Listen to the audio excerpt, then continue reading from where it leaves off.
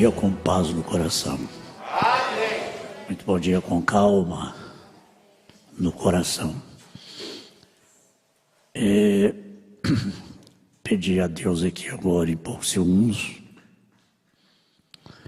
que esse prelúdio, somente crer, sublime graça, seja realmente prenúncio da mensagem. A palavra de Deus, né? Todas as igrejas, em todas as igrejas da mensagem, roda somente crer. A igreja inclina a cabeça e ora para ouvir a voz de Deus. É assim em todos os lugares. Isso nos responsabiliza muito. Que seja realmente a voz de Deus. Porque às vezes roda somente crer e depois tanto desabafo, tanta coisa pesada, né? Aí mesmo as crianças ficam confusas, os jovens ficam confusos. Às vezes há lugares que somente crer está trazendo trauma já. Porque às vezes o pregador entra na igreja e pensa assim, o pastor hoje está nervoso. Já percebe, né? Só o jeito de entrar e cumprimentar já passa uma certa tensão. Sempre falo assim, os problemas a gente discute particularmente, legitimamente, né? Legitimamente, particularmente. Mas os problemas é a vida em curso, é a vida da igreja. Eles são inevitáveis. Então nós aprendemos a conviver. O que nós fazemos é orientar a igreja como agir dentro das situações, mas não é a gente que vai resolver. Às vezes a igreja fica agoniada, né? Quer que a gente resolva, mas sai da nossa competência, né? Então, o que não é resolvido legitimamente, particularmente, deixa com Deus, né? E a gente vem para cá para trazer realmente a mensagem, trazer realmente o alimento. Que o povo vem para ser alimentado. Apesar do mês de férias, a igreja sempre cheia, né? Quase cheia. Muita gente fora, mas a maioria está presente. Eu sempre pondero isso. Não é fácil. É muita confiança da igreja. Muitos levantam de madrugada, tempo frio, de madrugada para estar já na escolinha. Os pais se esforçam para isso. Famílias vêm de longe. Estou vendo ali o irmão Tião. A Valdelice não está, né? Pois é, pessoas que vêm de longe, de outras cidades, as fazendas, porque tem confiança de que vai ouvir a mensagem. Estamos sendo preparados para o arrebatamento. E a igreja tem sido orientada assim, não olha para a força do vento, não. Continua olhando Jesus vindo. O vento está forte. Quando Pedro sentiu a força do vento, logo ele gritou, Senhor, salva-me. Naturalmente ele tirou os olhos de Jesus que estava vindo e olhou para o alvoroço de lado. O mar estava revolto. É a hora que nós estamos vivendo. Por todo lado que olha, o mar está fazendo espuma, né? Está bravo. E aí a gente sente a força do vento. Todos sentem. As crianças sentem, todos sentem. meditando sobre isso no culto doméstico, e eu disse, eu já fui esse Pedro aí muitas vezes. Se não for o Senhor que me acudisse, não estaria aqui não. Teria afundado. Minha fé foi pequena. Mas ele diz, levanta, homem de pequena fé. O medo é humano, mas o que o medo faz conosco? Faz a gente gritar, Senhor, salva-me. Todas as vezes que eu gritei, Ele me salvou. Então Deus está levando sempre a igreja a não tirar os olhos de Jesus vindo, porque Ele vem no meio do alvoroço, da agitação, da tribulação. Somos ensinados, não tire os olhos dele, continue olhando para Ele. Não olhe para mim como humano, não, para homem nenhum como humano. Nem o irmão Brana. Ele dizia isso, não olhe para mim como humano, não é o homem. No fundo, clamo fundo, ele diz, eu sou apenas um homem. Ele diz, não pense nada de especial de homem algum, porque não há.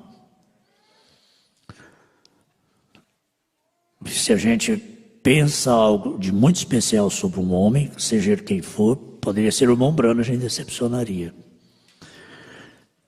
Por mais que ele teve uma vida limpa, digna do Evangelho. Mas ele dizia, não olhe para mim, como humano não. Eu digo, não olhe para mim como humano não, mas a igreja está olhando para o ministério. Porque Paulo fala, observai, né, os vossos pastores, a fé dos quais imitai. Lembrai-vos dos vossos pastores. Então é isso. Significa que a nossa fé não está baseada em um homem. São 5 ministérios, mas esses ministérios estão sobre homens.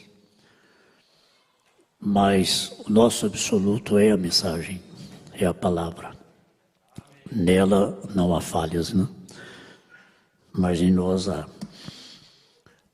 Então, esse testemunho aí da irmã Valdirene é uma demonstração, é uma confirmação, assim como muitas outras famílias. Foi lembrado do irmão Reginaldo, com a família. Na medida do possível, a gente acompanha e ora por cada família. Eu me lembro bem da hora que eu conversei com a irmã Valdirene pelo telefone. Estava conversando com a minha esposa e eu ouvindo, né, a conversa delas. Eu vi que a coisa era séria. Depois que terminaram, retornei. Uma família muito carente, sem condição de pagar uma consulta, ter um acompanhamento médico. Como muitos têm, mas a maioria não tem. Fica muito caro um tratamento de Covid em particular. Eu orei para ela com piedade, para ela e a Thaís, com piedade mesmo, com sentimento. Tem que haver sentimento. Oração sem sentimento não vale nada, só por obrigação.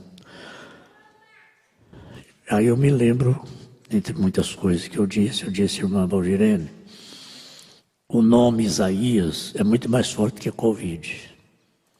E 53 é mais do que 19. Isso aí veio assim, não? Veio assim. Qual que é mais forte, Isaías 53 ou Covid-19? Ela riu, né?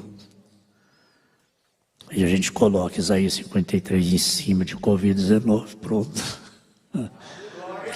Está resolvido. Então foi muito bonito esse testemunho. E tantos outros. E esse aviso aí também sobre o irmão Deus Clementino. Foi nosso tesoureiro aqui por um bom tempo. Não congregava aqui, mas é nosso irmão. Ou era nosso irmão, né? E eu nunca joguei nenhuma sombra sobre um irmão ou irmã que às vezes deixa de congregar. Continuo amando. respeitando e orando. E nunca disse isso. Saiu dos nossos porque não era, saiu de nós porque não era dos nossos. Saiu porque era rebelde. Não. Saiu porque não era eleito. Eu não faço esse tipo de julgamento. Não cabe a mim fazer. Às vezes até teve razão de sair. Eu estive na casa dele. E assim que ele se despediu, né? E conversamos e a palavra final foi essa: irmão Delso, ore por nós. Se eu puder orar por nós, eu fico agradecido. Sempre encontrávamos, tínhamos boa amizade. Era bem conhecido, né? Pioneiro. Mas aprove ao Senhor tê-lo com ele nesta manhã. Seria egoísmo, seria muita pretensão, seria muita arrogância dizer: não congregava aqui, não era eleito. Misericórdia, jamais, não. Amava o profeta, amava a mensagem. Então nós oramos e cremos que Deus para si o tomou. Parece que mais de 90 anos, né? Já bem idoso. E a irmã Euclides está internada e não sabe ainda. Então agora a nossa oração é por ela, pela irmã Euclides. Amém. A leitura em Colossenses, capítulo 2. Vamos ler. O pastor, às vezes eu não passo a escritura em tempo para o líder de cânticos, né? Eles nem procuram mais, porque eu não passo, às vezes... Quando começa o culto, eu ainda não tenho a escritura.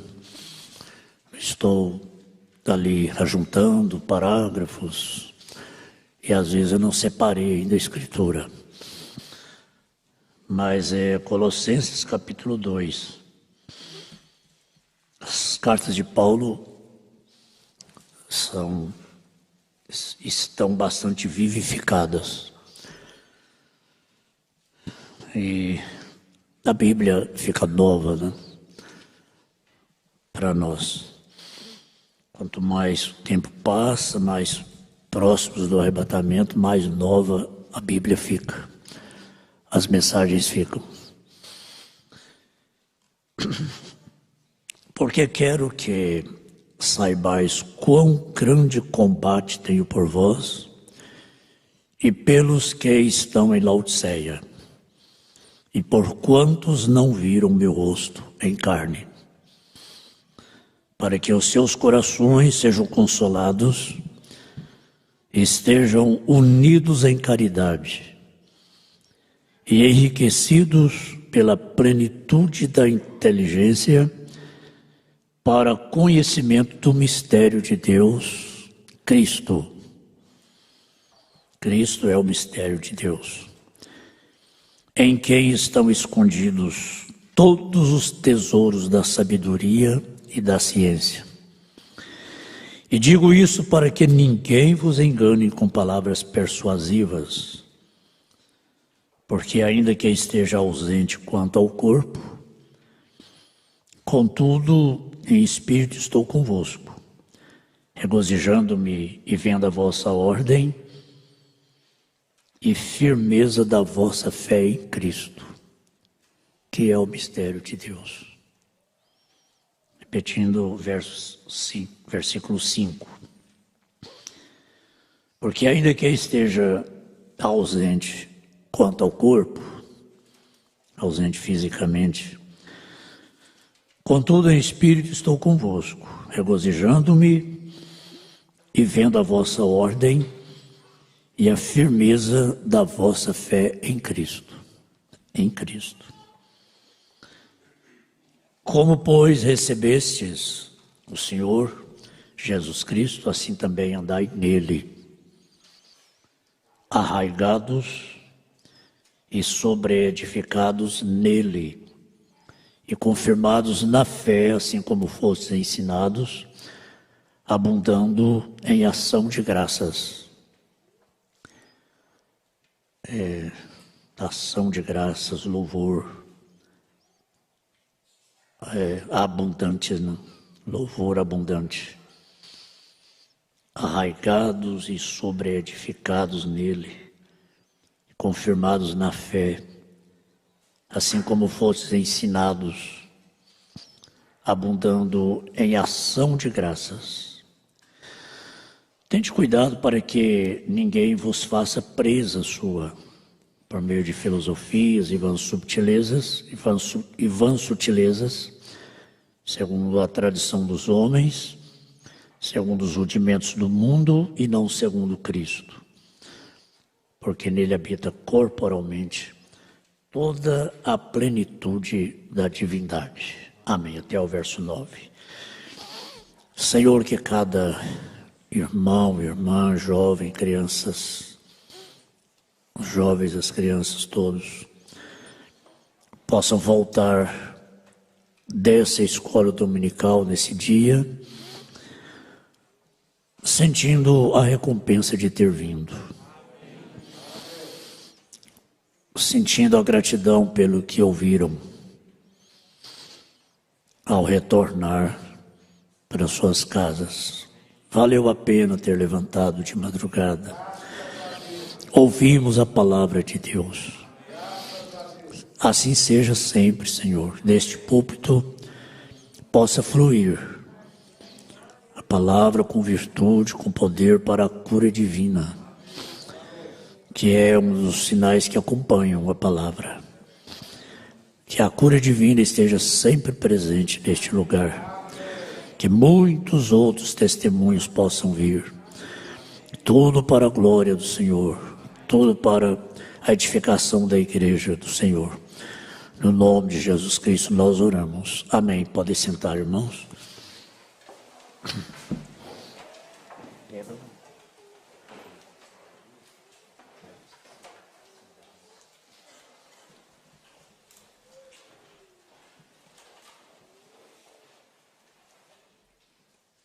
As nossas escolhas determinam nosso destino. A vida, na mensagem Escolhendo uma Noiva, o profeta diz, a vida em si é uma escolha. Cada um de nós aqui tem a vida que escolheu. E Deus respeita, obrigado, irmão, Deus respeita as nossas escolhas. E há decisões, há escolha, há decisões que nós tomamos que determinam destino. E há destino aqui na vida, como por exemplo casamento. A escolha que a moça faz, que o moço faz, determina o destino do casamento, aqui. E há escolhas que nós fazemos que determinam o destino eterno. Essas são mais sérias. Que na terra a gente paga pelas más escolhas. Mas não perde a eleição. Eleito não perde. Eleito, às vezes, se complica muito aqui na terra. Complicações no casamento e tantas coisas, né? Mas não anula a eleição. Na mensagem Escolhendo uma Noiva, ele diz que nós temos que orar muito ao escolhermos a igreja onde vamos congregar, porque aí determina o destino eterno. Aí já é eterno. Agora o eleito tem discernimento. Se existe uma coisa que eleito tem, é discernimento. Para não ficar no lugar errado. Para estar no lugar certo. Porque é uma escolha que determina destino eterno. E muitas escolhas nossas são, às vezes nós tomamos baseados em opiniões. É aí onde nós podemos errar muito. Opiniões. 5 pessoas são 5 opiniões. 10 pessoas são 10 opiniões. 10 pessoas, 10 cabeças, cada cabeça uma sentença. Então, às vezes, para a gente tomar uma decisão, a gente ouve opiniões para tomar uma decisão, fazer uma escolha. Às vezes a moça faz isso, o moço faz isso. Opinião do pai, opinião da mãe, opinião, cada um dá uma opinião, para depois fazer a escolha, baseada nas opiniões. E pode errar muito. E um erro numa escolha como essa, as consequências ficam para sempre. Uma escolha errada no casamento, as consequências ficam para sempre. É um tipo de coisa que não tem conserto, né? Então não pode ser uma decisão baseada em opiniões. E as opiniões mudam de acordo com as circunstâncias, de acordo com as conveniências. Às vezes uma pessoa agora tem uma opinião, daqui a pouco ela muda de opinião. Depende das circunstâncias. Por isso que a gente não pode confiar nas opiniões, porque quem me dá uma opinião agora, à tarde pode dar outra. E às vezes eu já tomei a decisão. Conversando com o evangelista Aldair, me citou uma coisa muito importante sobre isso.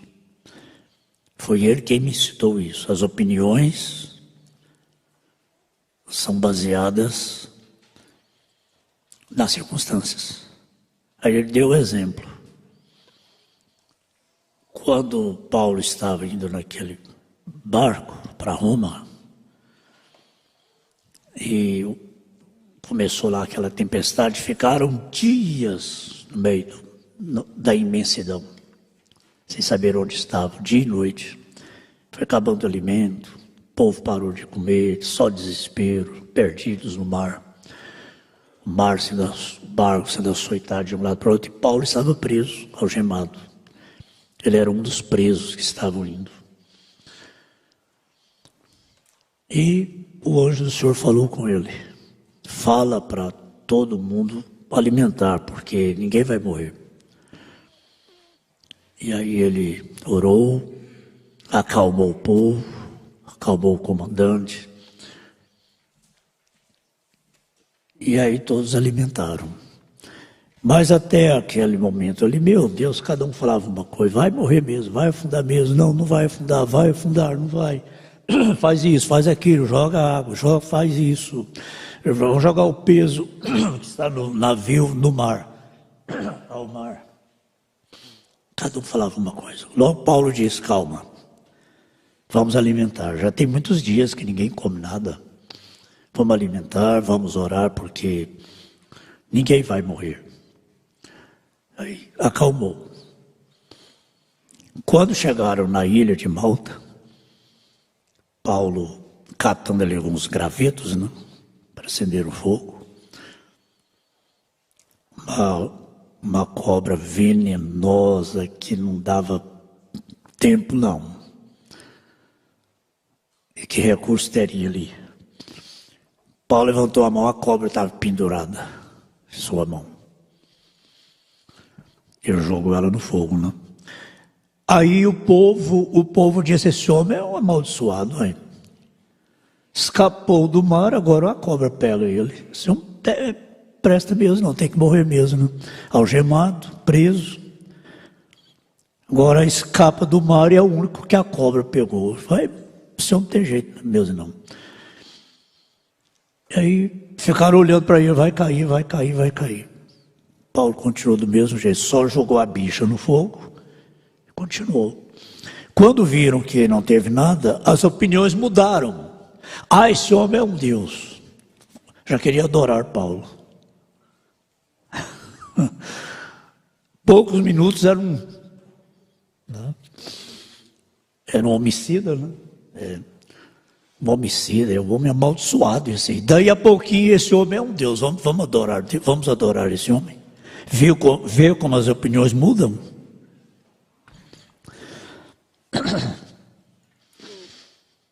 Agora, Davi consultou o povo.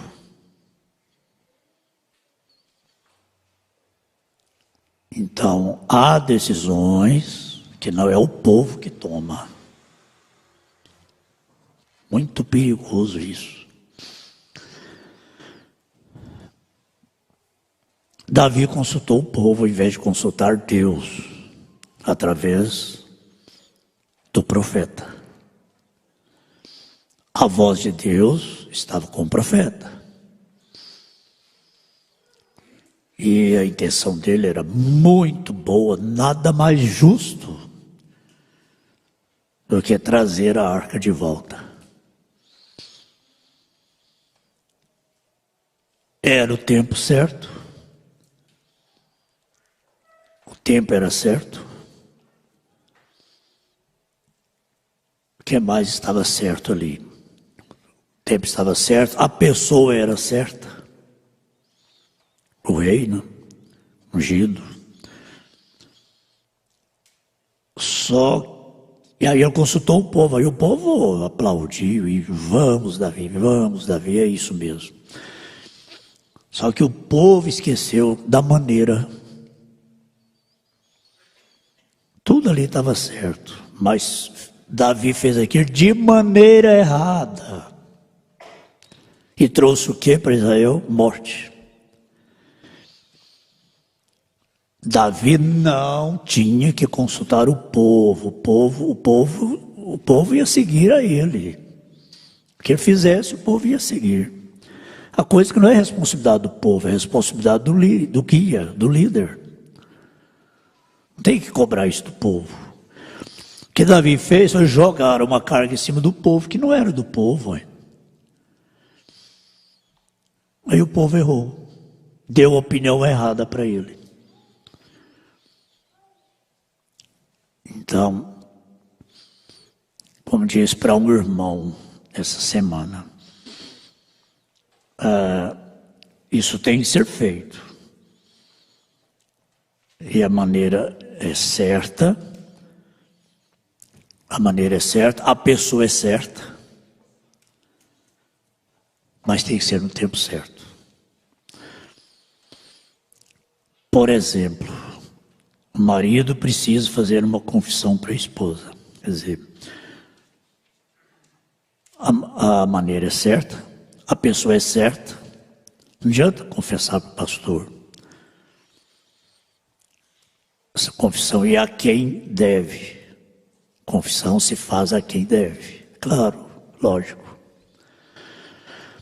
Então é a pessoa certa, da maneira certa, mas tem que ter o tempo certo, a hora certa. Aí acaba a orientação. Agora, se nós pastores, jogamos em cima do povo a responsabilidade, vai acontecer coisa errada, porque essa não é responsabilidade do povo, da igreja, é responsabilidade do líder, do guia, é ministério, o assunto é ministério. Não se joga isso em cima da igreja. A igreja decidir. Agora,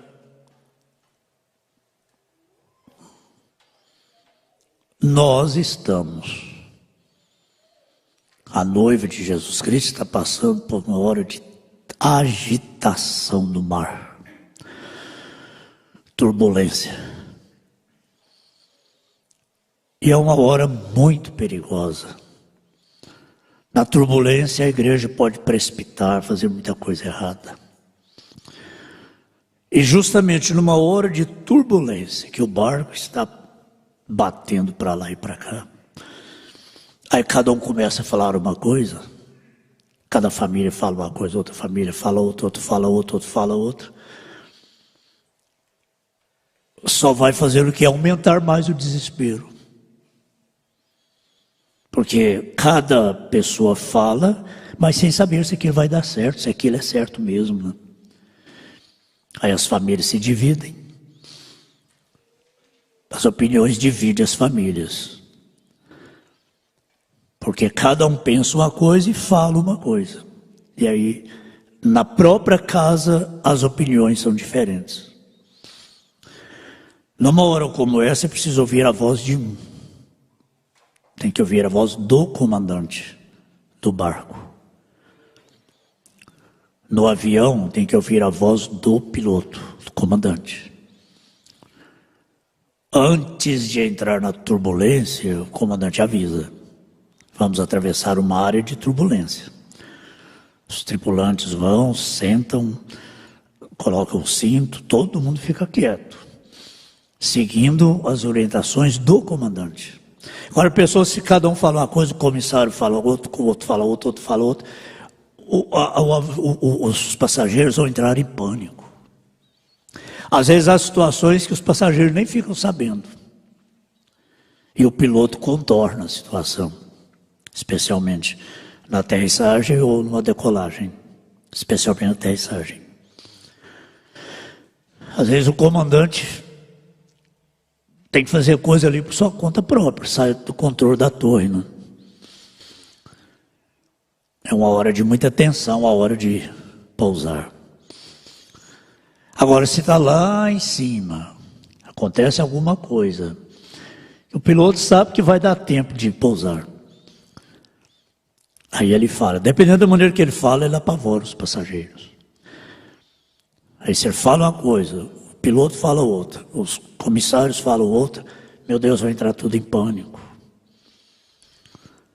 Mas, no momento como aquilo ali, todo mundo fica tenso, mas fica atento ao que o comandante está falando. É que alívio. Foi a última vez que eu estive em Porto Velho, indo para Cuiabá. Meu Deus, que alívio. Quando o avião estava descendo, passou, né, aquela área de tempestade, aí a gente enxergou a terra. Lá o comandante diz, dentro de poucos minutos estaríamos pousando no aeroporto, tal, em Cuiabá. Ai, que alívio. O avião, a turbulência foi tanto que me deu dor na coluna. E foram, sei lá, uns 5 minutos. 5 minutos de turbulência, é uma eternidade, hein? Muita tempestade, foi horrível. Mas ali a gente fica atento ao que o comandante está falando. E assim é o tempo que nós estamos vivendo. A igreja precisa ficar atenta ao que o Espírito Santo está falando. A igreja deve seguir as orientações. Na tempestade, é claro, há alvoroço. Então, tem que ouvir uma voz no barco, a voz do comandante, porque é alvoroço. Todo mundo alvoroça, né? Agora, o profeta, a mensagem é a voz. Ouça a voz. Ouça a voz. Pastor, nessa tempestade, qual que é o posicionamento do senhor? Meu posicionamento é esse aqui, ó. Tem jeito de ser outro? Tem jeito de ser outro, não. Nada melhor do que a gente fazer o que está escrito aqui. É hora de tempestade e turbulência, não sou eu o comandante. É o Espírito Santo através da mensagem, através do ministério. Que se cada um ouve uma coisa, o que é que vai acontecer, né? Como já disse, as mesmas famílias se esfacelam, se dividem. E estou aqui com a mensagem de Hebreus, capítulo 2, recordando com a igreja. Há coisas que têm que ser recordadas, batidas. A igreja já nos conhece há 33 anos. E eu não sou assim preocupado em cada escola, cada culto, trazer uma escritura nova, um tema novo. Um tema extraordinário, profundo. Chega aqui, lê a Bíblia, dá um tema e traz uma mensagem profunda. Eu vejo assim, eu admiro quem faz isso. Os pregadores fazem isso, não é modéstia. O Mombrana diz, eu não sou pregador, e eu também não sou. Eu só pego os temas que o profeta trouxe e leio. E passo para a igreja os temas, eu não tenho que buscar tema. Eu não preciso buscar temas. E isso dá segurança para a igreja. E às vezes a gente traz uma mensagem no culto, no outro está com a mesma mensagem, no outro está com o mesmo parágrafo, a mesma escritura, porque o Espírito Santo está estabelecendo algo. Às vezes nem a gente sabe por quê. Mas nessa mensagem de Hebreus, capítulo 2, primeira parte, mensagem antiga, o profeta diz assim, já foi lido aqui há poucos dias. Paulo foi culpado do sangue de Estevão. Porque quando estava apedrejando, Saulo segurou as roupas dos que estavam jogando pedras em Estevão. Então ele consentiu na morte de Estevão, o diácono. Então ele diz, eu não sou digno, eu não sou nem mesmo digno, porque eu derramei o sangue do seu mártir Estevão. Ele não jogou nenhuma pedra em Estevão. Ele só estava segurando a roupa dos que estavam jogando pedra. Embora ele não jogou nenhuma pedra, mas ele consentiu, ele estava junto com aqueles que estavam jogando pedra. E ajudando, né?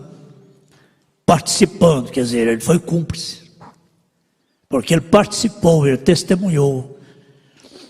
Ele ajudou na execução daquele homem de Deus. É aí quando a gente se torna cúmplice, quando a gente testemunha, a gente participa do ato. É aí quando o juiz dá a sentença, você foi cúmplice, porque você participou do ato, você segurou a porta, você segurou as roupas dos que estavam jogando pedra. Paulo iria para a cadeia, se ele estivesse passando por um julgamento ali, né? Aí o que ele diz? Eu derramei o sangue de seu mártir Estevão. Viu?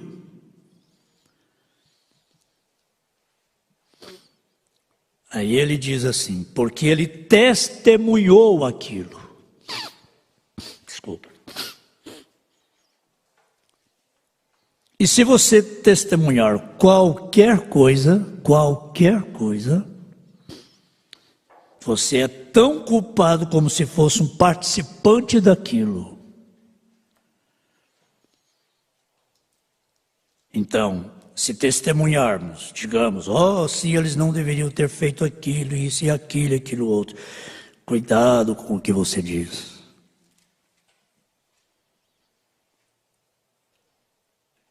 Porque você é tão culpado, tal como o seu julgamento é proferido. É verdade, não é verdade, é verdade, não é verdade, você fica culpado. Se você não pode decidir, não diga nada a respeito de quem quer que seja. Não diga nada. Você não pode decidir. Em outras palavras, não é da minha conta, eu não posso decidir. Então, não diga nada, simplesmente deixe isso de um lado. Então, quando você testifica que você é um cristão, então você é responsável, né? Você é culpado por isso, responsável por isso. Então, não diga nada. Às vezes o pastor está aguardando a hora certa, não está dizendo nada e as famílias ficam dizendo muitas coisas. As famílias passam na frente, precipitam. As pessoas passam na frente, precipitam muito. Falando, dando opiniões e julgando e falando e falando. Vamos pensar assim, o comandante está calado. Ele está aguardando a hora certa. E às vezes a tripulação, os passageiros começam a falar muitas coisas. Aí coloca toda a embarcação em pânico. Quer dizer, aquela embarcação ali, aquela tripulação, passageiros, ficam atrás, tem uma voz só, vamos ouvir uma voz só. Vamos ouvir uma voz só, ter o tempo certo, a hora certa, a maneira certa de fazer as coisas, para não haver danos, para não haver morte. Ah, mas está passando a hora, gente. Para Deus nada passa da hora, não. Deus não tem que dizer assim, nossa, se eu não agir agora vai passar da hora. Não. Ele age na hora certa, no tempo certo, da maneira certa. Vocês já viram, eu nunca vi porque eu nunca fui, mas eu já vi, sei que isso acontece em qualquer lugar onde se ajuntam pessoas, né? No estádio de futebol, por exemplo. Meu Deus, quantos atropelamentos e machucam gente. Gente morre porque alguém jogou uma garrafa ali, deu uma explosão. O povo pensa que é a arquibancada que está quebrando. Aí sai todo mundo. E sai todo mundo correndo e passando um do outro e pisando na goela um do outro e vai que piseira. Depois foi apenas uma garrafa que quebrou. O povo entrou em pânico, entrou em desespero, pensou que era um tiro, Às vezes era uma bombinha, né? Depois que descobre que foi apenas uma bombinha, machucou tanta gente, quebrou perna, quebrou braço. Porque há muita gente junto, aí acontece um alvoroço, e aí machucam e se quebram, depois vai ver que não precisava daquilo. Na hora do alvoroço, na hora da agitação, muita coisa acontece. Depois que passa, aí o povo pensa, não precisava disso, mas agora já aconteceu, já quebrou, já morreu gente, por causa de uma precipitação. Então é assim, nós somos uma igreja, né? E nós temos que ter equilíbrio. Espera aí. Não é motivo para isso. Vamos com calma. Sabendo que Deus age na hora certa, da maneira certa, no tempo certo, através das pessoas certas. Tem que ser através das pessoas certas, não adianta. Tem que ser da maneira certa, não adianta agir fora da maneira. Tem que ser no tempo certo, não adianta tentar adiantar e nem atrasar nada, no tempo certo. Agora, na mensagem de Hebreus capítulo 7, segunda parte,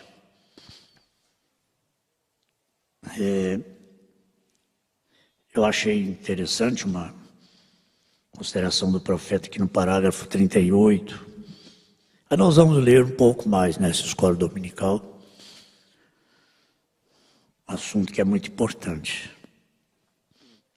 Ele diz assim, agora, nós estamos segurando o pastor fora do púlpito aqui por cerca de 6 semanas. Irmão Neville, muitos falam Neville, né? Neville. Por 6 semanas já estamos segurando o pastor fora do púlpito. Agora você imagina bem, na igreja de Drummond Brana, Tabernáculo Brana. É difícil, né? No Tabernáculo Brana aconteceu isso. Tudo por causa deste livro aqui, veio. Eu não gosto de fazer isso. Irmão Neville é um irmão amável, doce, gentil. Eu estou certo que essa igreja ama o irmão Neville. Por falar nisso, enquanto estou falando, alguém ao redor desta região, a igreja está vendo que estou repetindo, eu li isso aqui tem poucos dias. Ao redor aqui dessa região, né, Jeffersonville, em algum lugar é culpado de escrever alguns cartões para tirar o irmão Neville deste púlpito. E na verdade o profeta viu que era prudente. Veja como o profeta está agindo aqui, irmãos. O profeta William Branham, com sua igreja em Jeffersonville, Certamente ele viu que era prudente que o irmão Neville ficasse em casa, porque estava havendo uma questão com ele. Por 6 semanas já. Aí ele diz, alguém aqui da região é culpado de escrever alguns cartões para tirar o irmão Neville deste púlpito. Você vai ter que acertar isso comigo. Correto, sim, sem dúvida. Algo sobre a junta de diáconos. A junta de diáconos não tem uma só coisa a ver com esse pastor. Então aqui primeiro falo do irmão Neville. Alguém que queria tirar ele do púlpito de qualquer forma, né? Então ele fala, vai ter que acertar comigo. Depois ele muda, agora os diáconos, né? A junta de diáconos não tem uma só coisa a ver com esse pastor. Com o irmão Neville, não, senhor. A congregação por completo tem toda a autoridade. Não para manter a ordem, aliás, tem toda a autoridade. Não é uma junta de diáconos, é somente policial aqui nesta igreja. Simplesmente para manter a ordem e assim por diante. Mas quando se trata de regras, a igreja por inteiro tem que dizer assim. Esta igreja está edificada sobre a soberania da igreja local. Então eu não tenho nada a dizer sobre tirar esse pastor ou colocar outro. Eu possuo a propriedade, foi doada à igreja. Todos vocês são a igreja, se são vocês que a controlam. Você é a igreja, você mesmo. E a igreja, Santa Igreja de Deus, é a soberania do Espírito Santo nessa igreja. E a única coisa que eu faço é possuir a propriedade, doá-la a esta igreja. Meu Deus.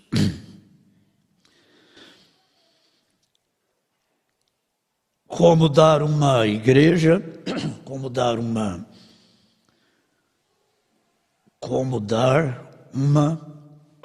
desculpa, a garganta hoje está raspando muito.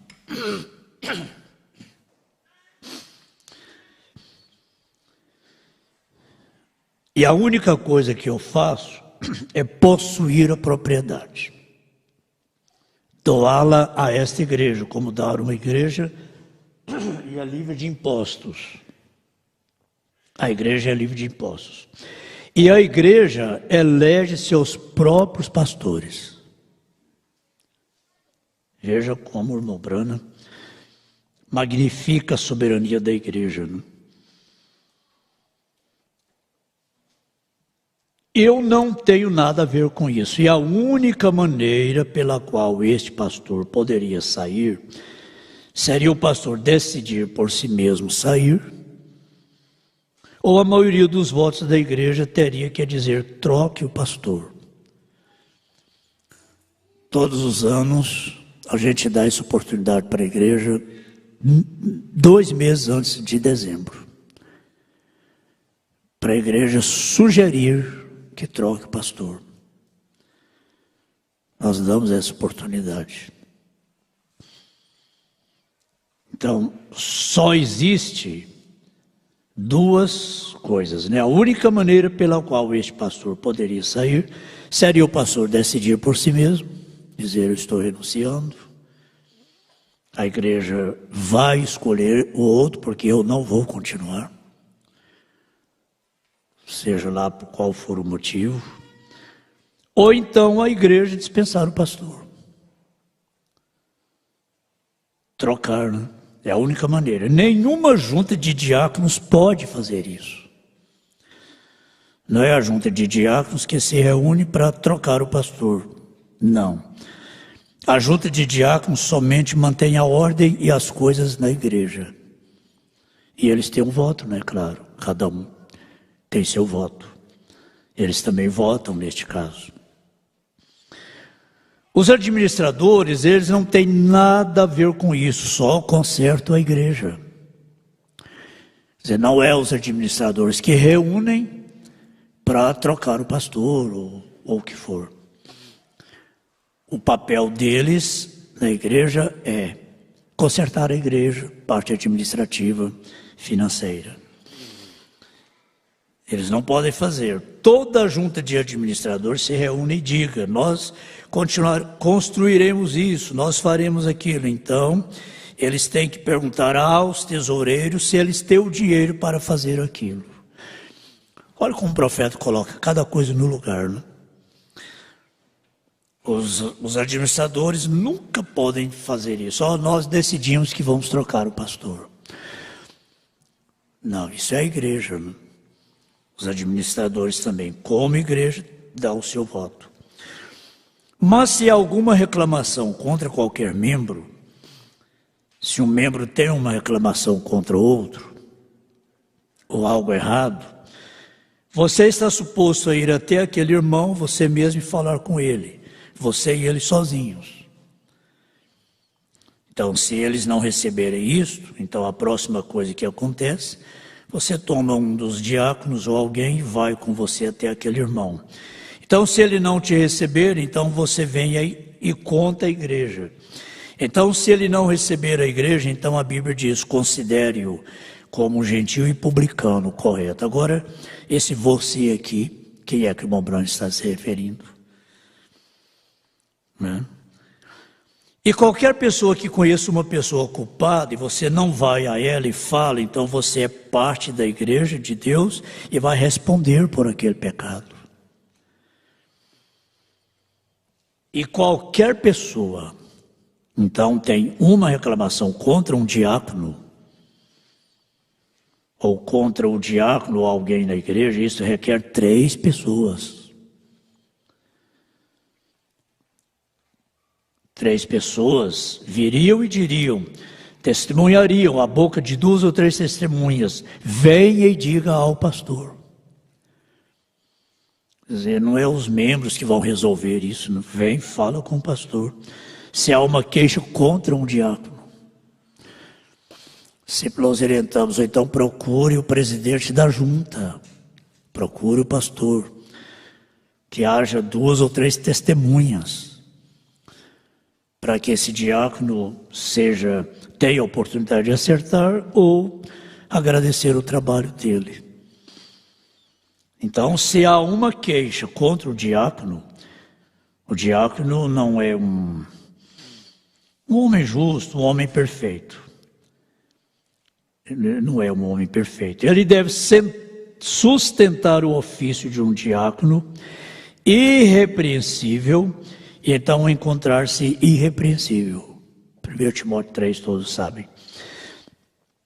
E se aquela congregação descobrir que aquele diácono não está sustentando aquele ofício,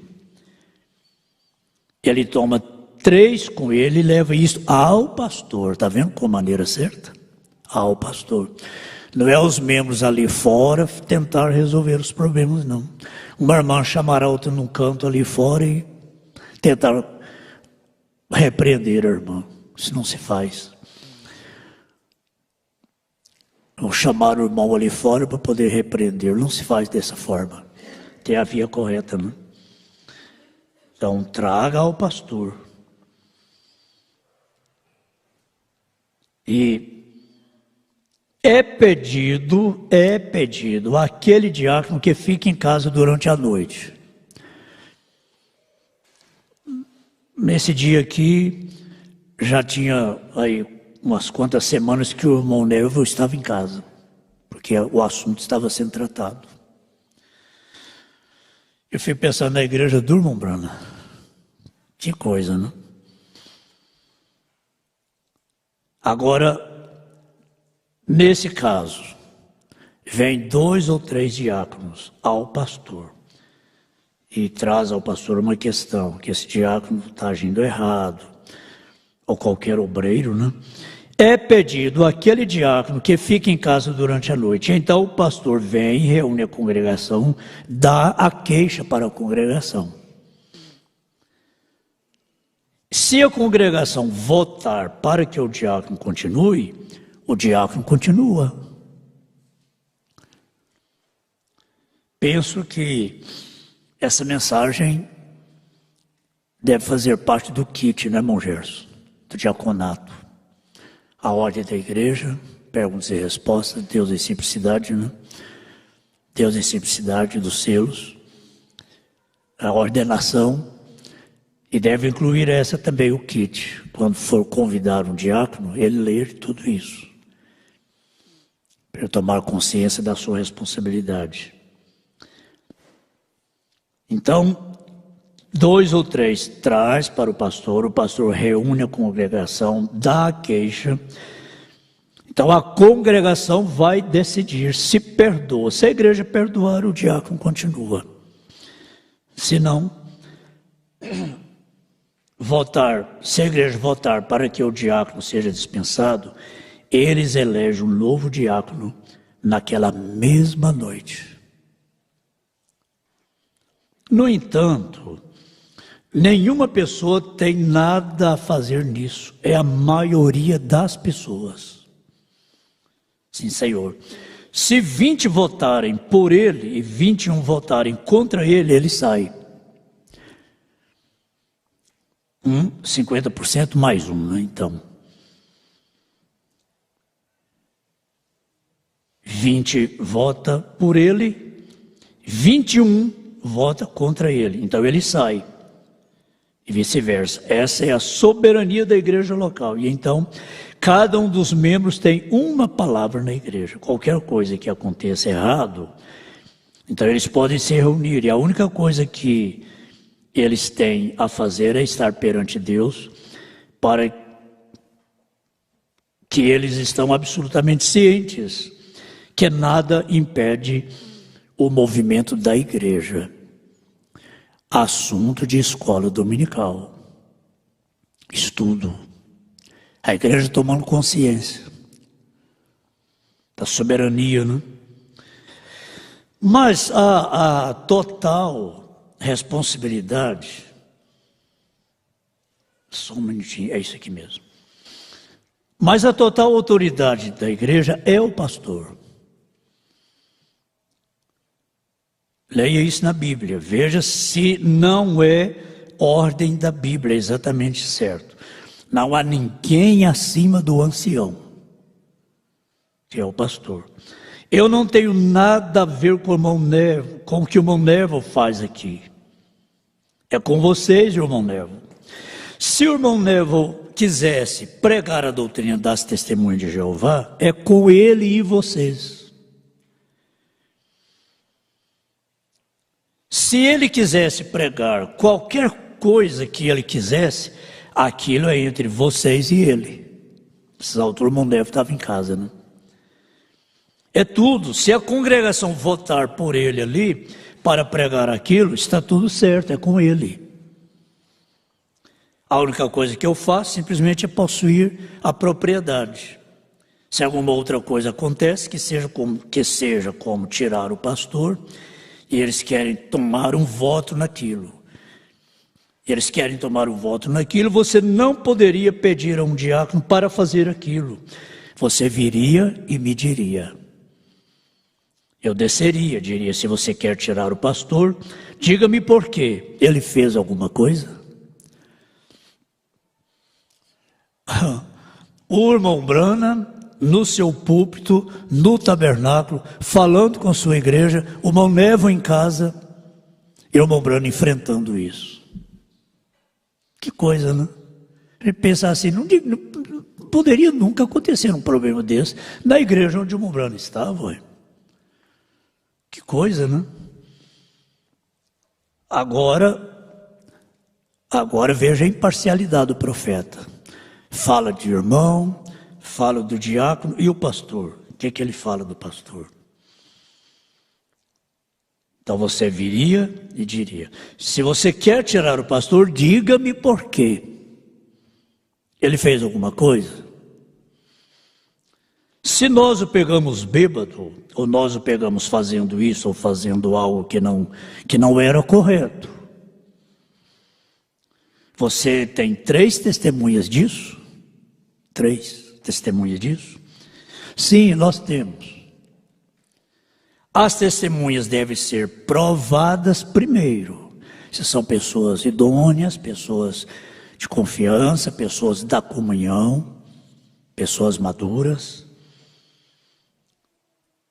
Então, temos 3 testemunhas. As testemunhas devem ser provadas. Não aceites acusação contra o presbítero, senão com 2 ou 3 testemunhas, e sejam elas provadas primeiro contra um presbítero ou pastor.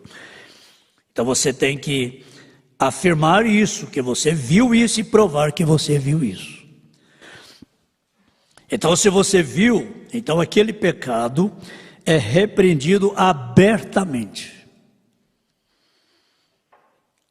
que está errado. Então dizer: congregação, vocês querem trocar seu pastor? Houve testemunhas, foi provado isso. E a congregação votar assim: perdoe-o e deixe-o seguir ainda. Esta é a maneira que deve ficar. A congregação perdoou e quer que o pastor continue. Essa não é essa maneira clara de se conduzir uma igreja. Isso é o que a Bíblia diz. Nós não temos bispos, supervisores e juntas e assim por diante. Tira este e obtém um punhado de autoridade. Como nas denominações é assim. Pastor, está tudo bem aqui, vem a hora da sede. Esse pastor que vai lá para a Bahia, o de lá da Bahia vem para cá. Aí que troca de pastores. A igreja não tem soberania. As igrejas não decidem. Tem o tempo certo, né? O pastor fica tanto tempo numa igreja, vai para outra e vê trocas. Tem uma sede, né? Tem um supervisor geral e a igreja não tem essa soberania. Mas essa é a maneira certa de conduzir uma igreja. A igreja local é quem decide se o pastor errou, se ele vai ficar ou não vai. A coisa foi tratada abertamente diante da congregação, como a Bíblia ensina. Então, se a igreja quer que ele continue, ele continua. Se a igreja não quer, ele não continua. Nós não temos bispos e supervisores e juntas e assim por diante. Não há ninguém que tenha autoridade aqui senão o Espírito Santo. Correto. Ele faz o movimento e nós o tomamos como a maioria do povo, a maneira que o povo segue. Então, é preciso que seja dada à igreja a oportunidade, como nós fazemos todos os anos. Nós damos a oportunidade para que a igreja se manifeste. Trazemos aqui a diretoria com antecedência. Se a igreja tem alguma coisa contra um desses aqui, manifeste, chame, fale com o pastor, fale com o presidente da junta. Se a igreja tem alguma coisa, que sabe de alguma coisa que desabona qualquer um dos diáconos, traz isso ao pastor. Não fica falando isso particularmente, não. Traz ao pastor. O caso será considerado. Então a igreja vai decidir. Então, e nós o tomamos como a maioria do povo, a maneira que o povo segue. Agora, fechando aqui, eu vou só ter aqui. Então, se um lado quer fazer isso, o outro lado quer fazer aquilo, esse é o grande problema. Cria 2 lados. Um lado fala uma coisa, o outro lado fala outra. Às vezes, uma família, o marido está desse lado, fala uma coisa, a esposa está desse lado, fala outra. Aí em casa se dividem. Que quando acontece uma questão em relação ao pastor ou a um diácono, alguém, vamos dizer, vai haver uma eleição aqui para pastor. Estou me referindo à igreja local, irmãos, é claro. Nós não temos que reunir e criar 2 lados aqui a respeito do pastor lá de Brasília, de Leopoldo de Bulhões, ou de onde for. É a igreja local que vai fazer isso. Não somos nós. Por que nós vamos sofrer com o problema que está acontecendo em outra igreja? Não é nem nós aqui que estamos passando por um problema. Mas a igreja sabe como agir O que nós devemos fazer? Senhor, tem misericórdia daquela igreja que está passando por um sério problema e da nossa também, se tivermos que enfrentar situação semelhante. Para que uma igreja dividir, uma família dividir por causa de problema de outra igreja. Como deve ser a oração? Não é só enfermidade, não. Tem uma igreja sofrendo muito, uma questão muito custosa, muito difícil. Senhor, ajuda aquela igreja, ajuda aquele pastor que está passando por este problema tão difícil. E ajuda nós também, se tivermos que passar por situação semelhante amanhã. Se o Senhor tirar a mão de misericórdia, meu Deus, qualquer um de nós está sujeito. Mas orar com amor, né? O que aconteceu ali no Tabernáculo Brano a respeito do Bom Leviro? Criou dois lados. E às vezes uma família estava partida. Porque uma família queria que o irmão Levo continuasse. O marido, o filho queria que o irmão Levo continuasse. A esposa não queria. A esposa queria que o pastor Nevo continuasse. O marido não aceitava. Aí começava. Aí o profeta diz aqui. Então, se um lado quer fazer isso e o outro lado quer fazer aquilo, aí o barco vai. Aí cada um fala uma coisa. Aí cada família fala uma coisa. E o barco começa a rodar. Vamos ouvir a voz do comando. O Espírito Santo fala o que fazer, não fala? O Espírito Santo nos orienta certinho. Eu fico olhando um piloto ali na cabine de uma grande aeronave com 500 passageiros. Gente, ele tem que saber o momento certinho de apertar um botão daquilo ali, não tem? Se ela apertar na hora errada, tem irmãos aqui que entendem melhor do que eu isso. Meu Deus, ele não pode passar a informação errada no avião, não. Misericórdia. Pensou? Você passar a informação errada? Muita gente ele vai dar infarto, vai morrer de medo, né? Foi informação errada. Apertou um botão errado. Puxou o manche na hora errada, né? Agora, olha aqui. Então, se um lado quer fazer isso e o outro lado quer fazer aquilo, gente, e o lado vence, isso é custoso demais. Isso é muito custoso. Quando chega a essa situação. Sabe por quê? Porque se 50% mais um votar para que o pastor fique, ele errou, confessou, pediu perdão, a igreja perdoou. 50% mais um quer que fique. Não, siga em frente. O pastor confessou, acertou, arrependeu, siga em frente, vamos em frente. Errar, qualquer um está sujeito, o importante é que acerte, né? Qual o conselho do irmão Brana para a minoria? Ficar com a maioria, mas nunca fica. Geralmente sai e pede outro pastor. Aí é triste, aí o marido vai e a esposa fica, o marido vai, os pais vai, os filhos ficam. Tudo por querer resolver as coisas antes da hora, né? Deixa, irmãos. Ele sabe a hora certinha, ele tem o tempo e um propósito para o tempo. Ah, mas está demorando demais. Calma, Deus não usa relógio, não tem relógio no braço de Deus, não. Deus não está lá com o dedo no calendário, não. Calma. Diga sempre, o meu coração está calmo, porque está tudo na mão de Deus. Para que a gente vai entrar em pânico e gritar? Corre, vamos pular do barco, porque... Oi, mas pular do barco? Gente, o mar está tempestuoso. Gente, esse barco vai explodir, vai espatifar. Vamos pular do barco. Oi, pular do barco. Mas coisa boa, como Paulo falou, o navio vai afundar mesmo, mas ninguém vai morrer. Ah, então agora... E o navio afundou, e uns em cima de uma tábua, outros em cima de outra coisa, uma cabaça, não sei, uma garrafa PET, não sei. Sei que chegaram do outro lado. Nenhum morreu. Pois é, o problema dos dois lados é esse. É difícil, né?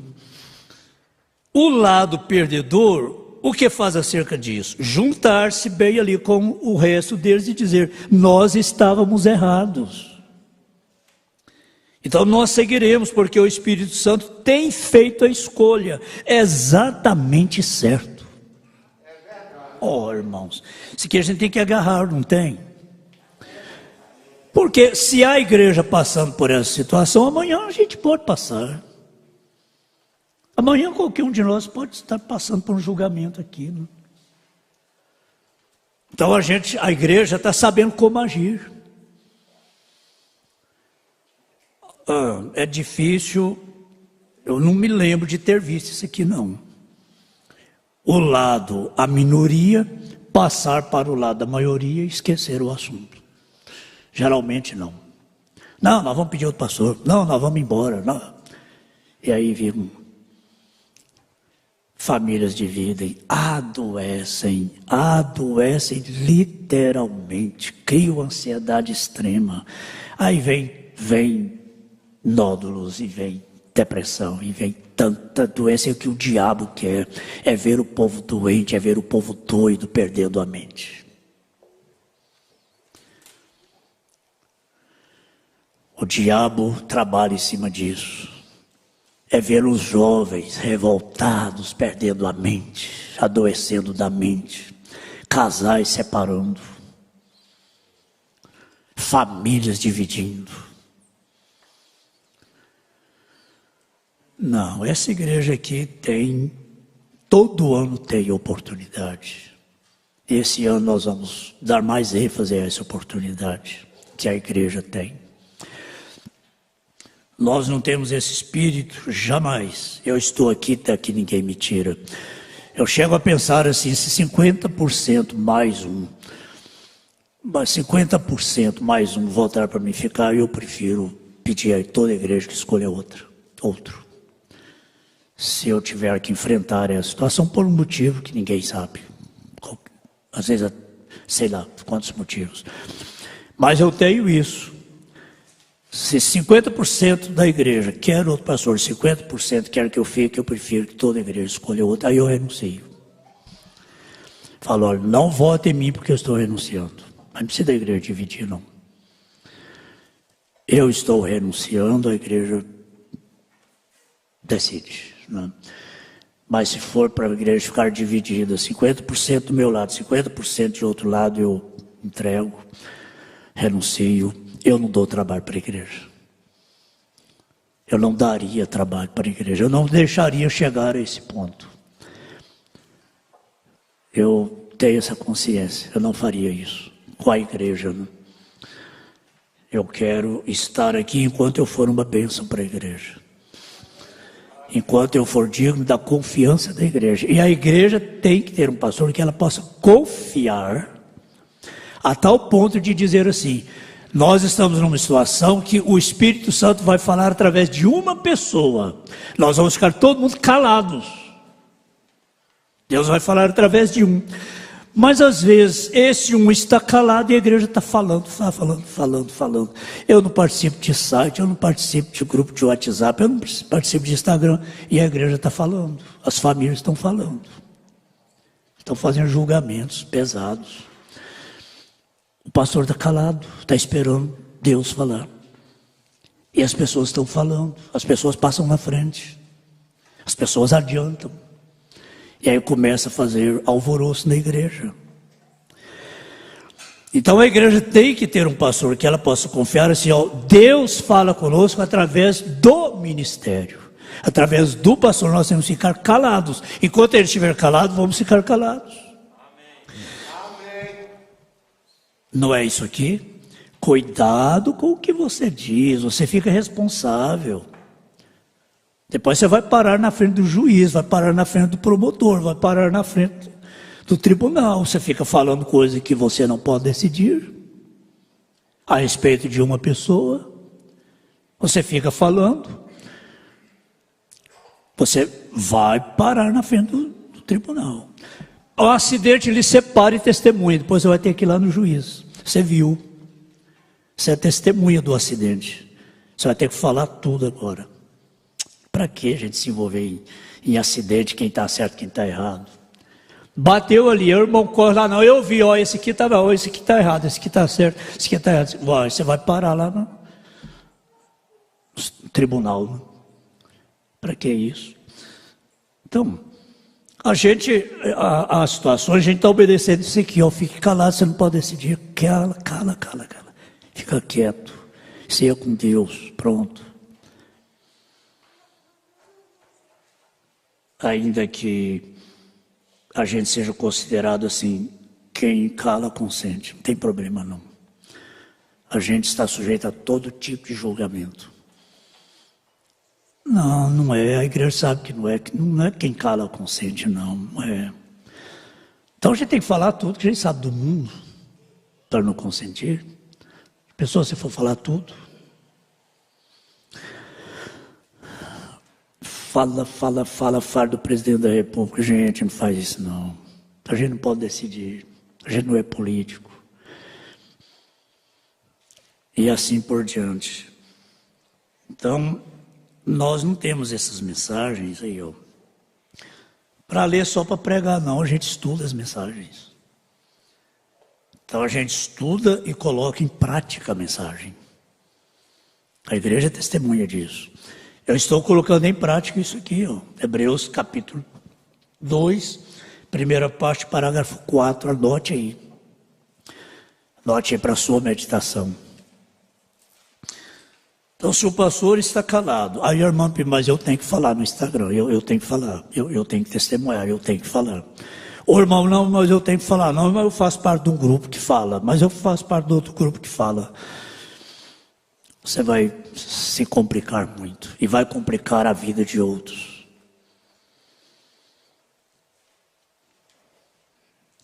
Agora, Paulo diz, eu não sou nem mesmo digno porque eu derramei o sangue de seu mártir, Esteu. Por quê? Ficou responsável. Agora,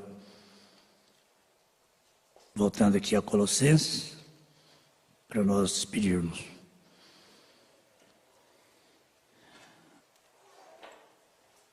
Porque ainda que esteja ausente quanto ao corpo, contudo em espírito estou convosco, regozijando-me e vendo a vossa ordem. É a mensagem que põe a igreja em ordem. Vendo a vossa ordem e a firmeza da vossa fé em Cristo. Como Deus é longânimo, as pessoas perdem a paciência com Deus. Perde a paciência. Se o pastor não fala, eu falo. Aí. Então eu vou falar, né? Cuidado. Essas coisas aqui, esse estudo aqui, dá até sono. Às vezes eu vejo alguém cochilando, mas é necessário. Porque esse estudo aqui coloca em ordem. Regozijo-me vendo a vossa ordem e a firmeza da vossa fé em Cristo. Como, pois, recebestes o Senhor Jesus Cristo, andai nele, arraigados e sobreedificados nele e confirmados na fé, assim como fostes ensinados, abundando em ação de graças. Tendo cuidado para que ninguém vos faça presa sua por meio de filosofias e vãs sutilezas segundo a tradição dos homens, segundo os rudimentos do mundo e não segundo Cristo. Aí ele no verso 9 diz, porque nele habita corporalmente toda a plenitude da divindade. Amém. Isso põe ordem. Eu tenho certeza que isso acalma o coração dos jovens. Que é nessa hora que nós estamos vivendo agora, irmãos, nessa turbulência, nesse alvoroço, estamos vivendo a classe mais atingida, é os jovens e adolescentes. e as crianças. Nós, mais velhos, já temos mais maturidade, encaramos as coisas com mais equilíbrio, mas eles não. Eles não. Eles sofrem muito. E nós temos que ter muito cuidado, atentar com muita diligência para isso aqui, sabe por quê? Porque na hora de grande alvoroço, Jesus vem. Meu Deus, quantos alvoroços! E esse alvoroço está causando uma ansiedade extrema no povo da mensagem. Extrema. Está adoecendo. Tem gente de cama, doente. E a maior parte das doenças é da mente. Houve tanta coisa e perturba a mente. Há muito tempo que essa igreja ouviu: a noiva de Jesus Cristo no Brasil vai passar por um grande abalo. Grande abalo. Quantos irmãos naquela época vieram pastor, eu vi essa igreja passando por uma turbulência muito grande. Pastor, eu vi uma nuvem negra descendo sobre a igreja. Tudo isso. Tem um irmão aqui que usa barba. Meu Deus, ele me contou um sonho que hoje está cumprindo assim ao pé da letra. O abalo chegou, a turbulência chegou. Agora ouça uma voz só. Senão vai fazer igual no estádio de futebol. Depois que passar tudo, para quê, né? Para que fazer isso? Adoece. Uma divisão da igreja adoece. Pessoas enfraquecem a cabeça. Vai parar numa clínica, vai parar no fundo de uma cama com depressão. E aí essa ansiedade, essa depressão traz um monte de doenças. Se Jesus não vier logo, que eu creio que vem, nós vamos enfrentar muitas doenças mentais. De jovens e muitos, por causa da pressão, por causa da angústia, por causa da depressão, da ansiedade, as pessoas vão adoecendo. Isso é muito triste. Mas é só toda a tripulação, os tripulantes, né? E os passageiros ouviram uma voz só. Calma, é hora de calma. Não é hora de agitação, não é hora de tomar decisões por conta própria, calma. Aí o arrebatamento chega, Jesus chega e nós vamos todo mundo embora juntos. Amém. Querido Pai, o Espírito e a noiva dizem: ora vem, Senhor Jesus. Maranata, ora vem, Senhor Jesus. Esse tempo está profetizado na mensagem. Um tempo que chegou, foi profetizado e chegou. Nós estamos vivendo dentro da turbulência, dentro do alvoroço que haveria de acontecer antes da vinda do Senhor. Mas nós estamos seguros, olhando para Jesus vindo. Jesus não somente está vindo, Ele está chegando.